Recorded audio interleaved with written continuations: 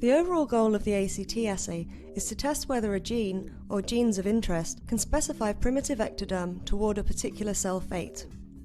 The procedure starts by first overexpressing the RNase encoding a fluorescent reporter gene and the gene or genes of interest in developing Xenopus laevis embryos. The next step is to dissect the animal cap, or primitive ectoderm, expressing the overexpressed RNase, and grow them to stage 15. The third step of the procedure is to remove tissue on the flank of a stage 15 host embryo.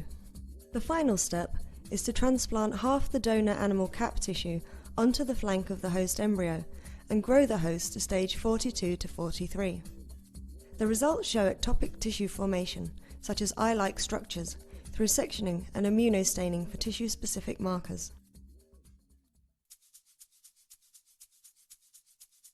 Hi, I'm Andrea Viczian in the Department of Ophthalmology at Upstate Medical University.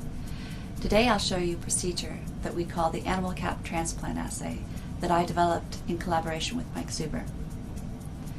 We use this assay in both of our laboratories to study the genes that are sufficient for eye formation. So let's get started. To begin this procedure, prepare the capped RNAs for injection. Transcribe noggin, or another gene of interest, and YFP to be used as a tracer. Also prepare the MMR-based solutions, a stock of 8X egg-laying solution, and the needles for injecting the embryos. A custom-made elastomer mold is used for making embryo holding dishes.